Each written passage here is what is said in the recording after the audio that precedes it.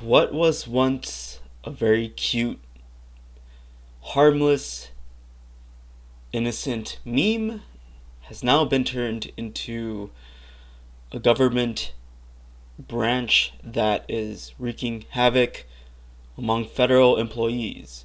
But I don't want to dive into politics, and I never want to dive into politics because it's so. What's the word they use? What's the word they use these days? Polarizing.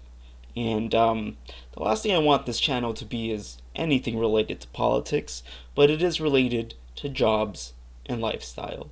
And right now, the government is in everyone's eyesight, is in all the headlines, and I'm quite fascinated by what's going on because DOGE, the Department of Government Efficiency, run by the same dude running Tesla, SpaceX, and Twitter, um, is doing a very aggressive strategy to try and streamline the government by asking everyone what they're doing every day and if they are essential or not. And if they are not, they're gonna get let go.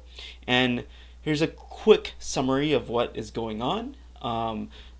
Uh, is this the right one? This is not the right one. No. Oh, here we go. Okay. So I don't want to pull up articles. I'm gonna just use Wikipedia because it's most efficient. But as of February 22, which is literally 2 days ago from filming this video, approximately 30,000 U.S. federal civil workers have been laid off since the start of the current Donald Trump presidency under the DOGE department. And yeah, that's a lot of people. Now, I'm sure there's a few layoffs within these 30,000s that were justified. You know, you always have those handful of pretty shitty employees that don't belong there. And you know, the government has always had this reputation of being a safe and secure job. And you know, during the tech layoffs, when all the people working in the tech sector were getting let go because of overhiring and various factors throughout 2020 and 2021. A lot of companies, such as the one I was working for, was scaling down, and me, along with hundreds of thousands of people, were getting laid off. Um, you know, it flooded the job market. There was a lot of competition, and there was, it is still pretty freaking hard to get a full time job if you are, anything related to like web development or project management or anything that deals with software. If you're not the top 1% of like senior engineer with 10 plus years of experience, if you're just mid level or below, such as myself to be honest, or you're from a boot camp or self taught, such as myself, it's gonna be really hard to get back in there. And I think with these tens of thousands of layoffs that the government is doing right now, and this is just the beginning. They're trying to do more. It's gonna flood the market even more. And even though these government workers aren't necessarily, like programmers or anything, they're still gonna flood the white collar job market because a lot of people that got laid off from the tech sector are probably trying to pivot. They can't get that web development job that they were working prior, and they weren't, they can't, they're struggling to get that same position. They're going to pivot. They're going to look for, I don't know, marketing jobs, accounting jobs, any, whatever you name it, just um, processing paper, like document, anything that deals with just like working on a computer. It could be like data entry or, I don't know, editing, like copyright editing, or I don't know, any white collar job. Basically, it's up for grabs, and everyone who is struggling to find a full time job is trying to get it. But with this flood of federal government workers, now you're gonna have tens of thousands of people back into the pool, which basically is driving up supply and lowering demand. So I think just looking at this from a general perspective, I'm not an expert. I think these government layoffs might streamline things within the government itself, and it's going to save a lot of money for sure. but I don't know. I think necessarily that's not necessarily going to improve things, because out of these 30,000 people, how many people are going to know like the nuances and the edge cases of their job that a new employee, or an employee that wasn't specifically in that position in the first place, is going to know? Because with every job, if you ever had a job, there's nuances, and there's like specific things that you only know at the job, and a new person is going to be clueless of where to look, or what certain things mean, or what how to solve something. So with that, imagine your position if you worked like this really intricate, weird position with a lot of just odd things that aren't obvious, and you had to learn this throughout like 5 or 10 years.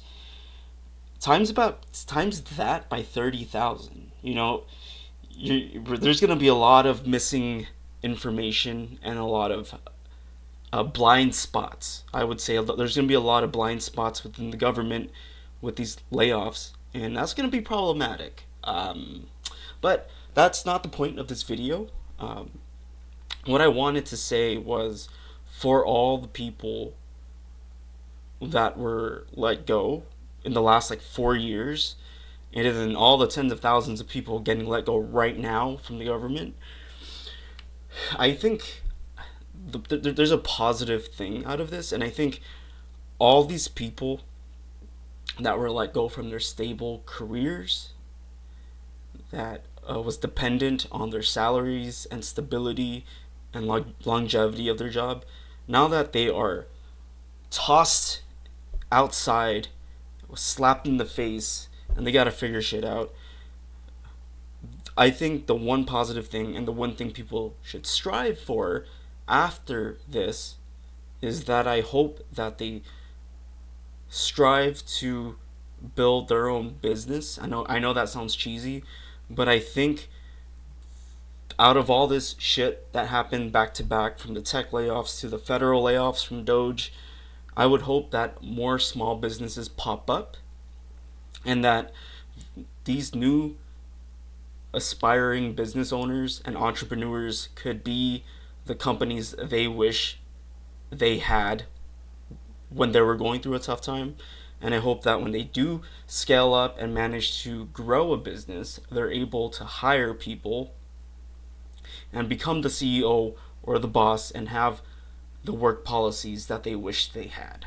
So for all these 30,000 people that got laid off by the government, that are being forced to come back to the office, and they're losing all their privileges that they liked, hopefully they have savings, and hopefully they have the ability to invest in themselves and start projects. And hopefully this is going to be a resurgence of little businesses and startup companies, where we have business owners and CEOs who place in policies that would be sort of like the progressive, futuristic vision of what work should be for the average person in the United States. And I think, the more that people that have worked in these jobs, if these are the same people that strive to create businesses, they could relate more to the worker, because they were the worker, instead of working for someone that inherited the business, or inherited a loan of $1 million, a small loan of $1 million, or came from a wealthy middle class or high class background. Instead of working for those people, I think there's this pocket of opportunity for all these tens of thousands of people to try and build something themselves. And I don't I it's it's not it's harder it's easier said than done, but I think there's an opportunity. If enough people take the risk, there's going to be a decent amount of companies that emerge from this, and I think they could lead the path to what of what employers should be, and what a good job should look like. And I wish I had the money and the investments to start my own company, but unfortunately, I don't come from a wealthy background. I can't I can't just put tens of thousands or $100,000 into a startup when I don't know people. I don't know people. I don't have investments. I don't have shit other than this YouTube channel and other than you watching this.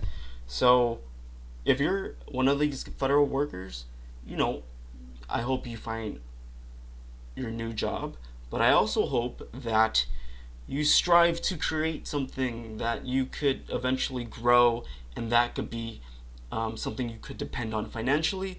And if you make enough money, you could get investments, grow that, and eventually start a company and hire people, because there's so much supply of talented people right now, but little demand.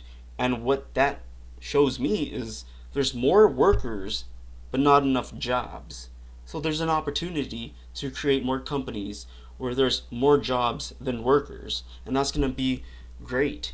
But we weren't, society wasn't taught to off balance that ratio. We were taught to become employees. We weren't taught to become businesses. And you know, the last thing I want from this is what do you call it? Like an increase in people trying to sell courses, because that's the last thing we need. I hope that doesn't happen where a bunch of these people that get laid off get pissed off, so they start making pyramid schemes and scams because they need money. It's like, no, we already have enough of that. Just start an authentic, sincere company, and figure a way to better the world while making revenue, and grow a company and hire talented people and respect them as adults. But yeah, that's just my thoughts. That's just the way I look at things. I did, I was hoping that there would be more jobs this year, but it seems like there's going to be less jobs and more unemployed people. Maybe this is just a temporary thing, hopefully, but I don't know. I don't know. Yeah. Anyways, stay strong out there. View my last video. I talk about a fun little competition I'm doing for web developers, and the winner gets $25. The winner of the competition gets a $25 Amazon gift card. If you're watching this, if this video is still new, that means the competition is still running. So go ahead and watch my last video. I need more participants, but if you're the only one submitting a project, you're automatically going to win by March 7th. So yeah, go check it out and subscribe for more content, because there will be more content. Anyways.